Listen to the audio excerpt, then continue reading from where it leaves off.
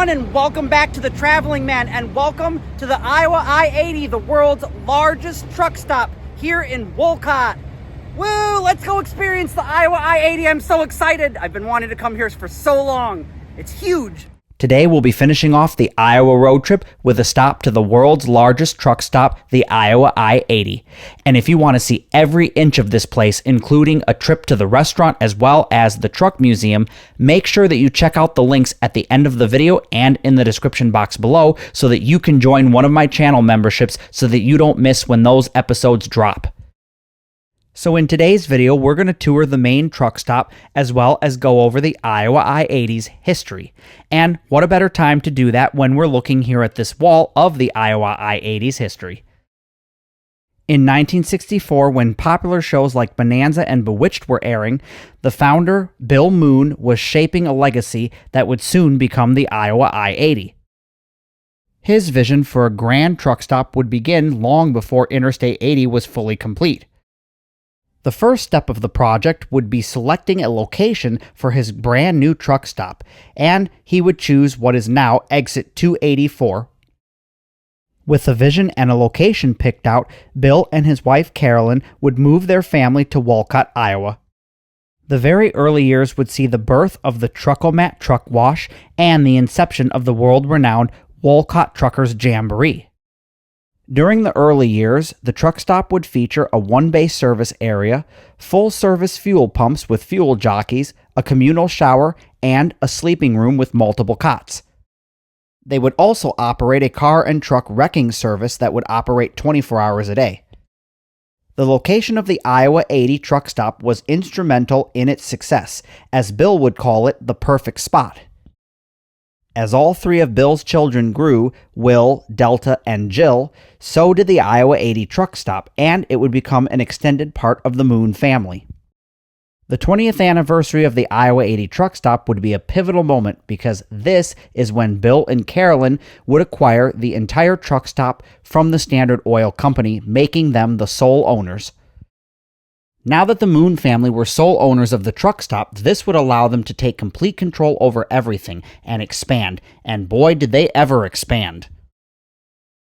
1979 would see the very first Wolcott Truckers Jamboree, but this was only the beginning because they would add extra showers, more parking spaces, and other amenities such as a movie theater, arcade, and the addition of fax machines. And you see, before the widespread adoption of the internet, fax machines were an important communication tool for many truckers. Oh yeah, and we can't forget the addition of the restaurant as well. In 1984, the truck stop would undergo a massive renovation. Things at the truck stop were going great, that is, until 1992, when they would face a very sombering moment with the passing of Bill Moore at the age of 59. With the passing of Bill, his son Will would take over the Iowa 80 truck stop, and under his leadership, it would continue to thrive. Carolyn Moon, the force behind the cutting-edge computing systems at the Iowa 80, would remain active all the way until she would pass away in 2017. She will always be remembered for her contributions to the Iowa 80 truck stop as well as the trucking industry as a whole, and the warm smile that defined her. In 1994, the Iowa 80 would begin its journey to becoming a destination for travelers and truckers. This was the year that they would begin moving all the fuel pumps, rebuilding the Truckomat of Wolcott, and building a new 4-bay service center. The Iowa 80 truck stop was then able to begin remodeling the main building. The first would be the addition of the Trucker Superstore, which was 10,000 square feet with 25-foot tall ceilings.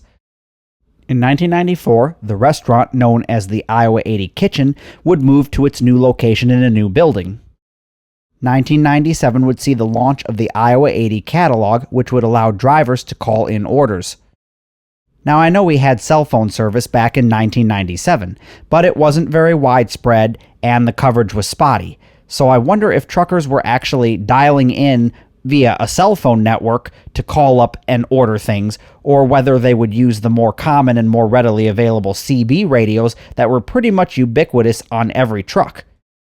See, I often wonder if maybe the Iowa 80 had a CB radio that was tuned to a specific frequency, and the truckers could tune into that frequency ahead of time, maybe when they were within range, like say 10 miles or so, and order stuff ahead of time. This was a brilliant idea because it would dramatically reduce wait times, helping the truckers to get back on the road sooner. So an example might be ordering food ahead of time so that they could get there and just pick up the order and go. Throughout the 90s, the trucker store would be expanded to 18,000 square feet. Many drivers would come inside and comment on just how massive the place was, and that they were able to browse more than 50,000 different items. This was also the decade that the Iowa 80 food court would be added, allowing truckers to have access to quick and affordable food, helping them to get back on the road even faster. 2006 was a great year because this is when the Super Truck showroom was added. It would house more than 30,000 square feet of chrome, stainless, lights, and other trucking accessories for the truckers to browse. Between the years 2004 and 2024, the Iowa 80 would see an unprecedented amount of expansion and remodels, and this would transform the place well beyond what its founders had dreamed of. From the original roadside cafe to a new 300-seat restaurant with a massive buffet. The Iowa 80 kitchen would become a cornerstone for truckers needing to refuel. And of course, with the rise in popularity of the internet, the trucker store would evolve into a full-fledged online catalog serving truckers 24/7. Today, the Iowa 80 truck stop is massive, serving more than 5,000 customers each day and providing tons of amenities and services. So if you're a trucker or even a weary traveler heading down Interstate 80 through Iowa, make sure to stop by the Iowa 80. And to all the truckers out there, thank you for what you do. Without you, modern life would not be possible.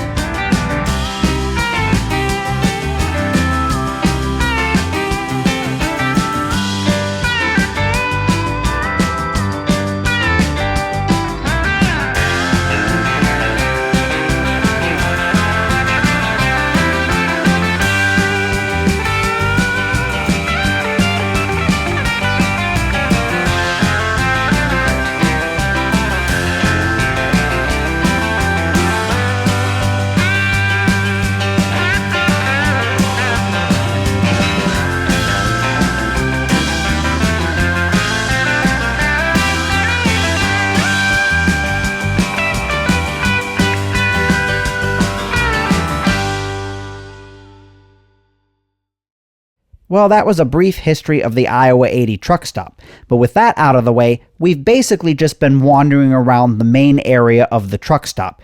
You know, the convenience store, the gift shop, and where the food court is. But we're about to enter into the truck shop, or truck store, or whatever you want to call this thing. It's very massive, and I don't think I've ever been in a truck store before quite like this. I mean, I've been to like other truck stops that have a little bit of trucking stuff in them. Just think like a Love's gas station or a Pilot or whatever. Your generic truck stop. But no, this had some things in it where I was just like, I don't even know what half of this stuff is, but it was awesome. So come on, everyone. Come take a journey with me and a walk through the Iowa 80 truck store. So just walking up to the entrance of the truck store is overwhelming in itself. It almost feels like you're about to enter a big box store exclusively for trucks. I mean, essentially that's what it is. I definitely don't claim to be a truck aficionado or really into trucks that much, but if you're into trucks, then I'm sure this is going to be like heaven. I guess I should rephrase that. I love looking at a really cool truck, like in a museum or whatever, but like I'm not into all the mechanics of trucks or all of the like different things you can mod on your trucks and all the parts and pieces and you know, that kind of a thing, like someone that's like a diehard trucker would be. Okay, you guys, so tell me, what we're about to see, is this not the coolest truck that you've ever seen? I think this makes, from the movie Cars, Mac the truck, it makes him look like a pile of crap. I mean, this was a cool truck. Now, don't get me wrong, Mac from Cars is pretty awesome, but this is just like 10,000 levels above his awesomeness, like if we were rating them on a scale. And it's even got the freaking like eyes that move. They're like little TV screens.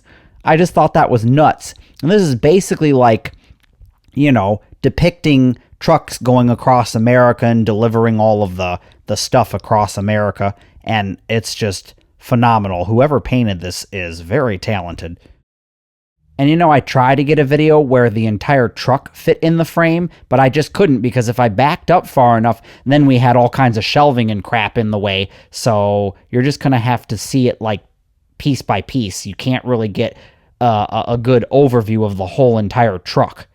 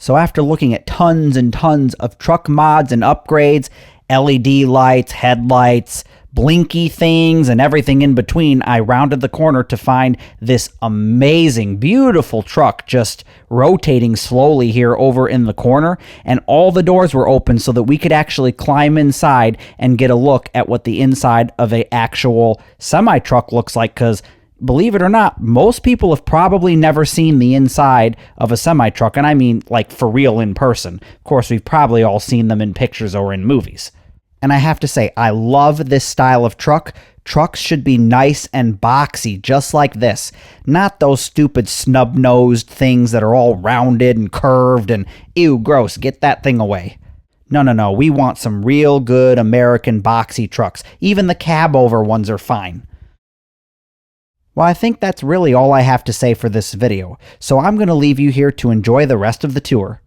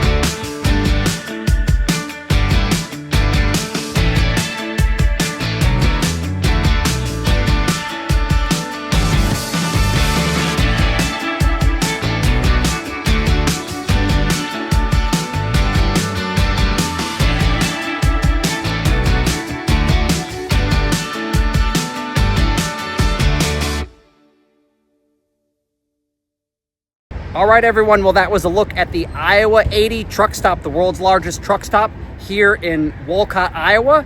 If you like this kind of content, then you can check out more videos. There's links on screen and in the description box below for my member exclusive content. And I will see you guys on the next video. Everyone's trying to run me over.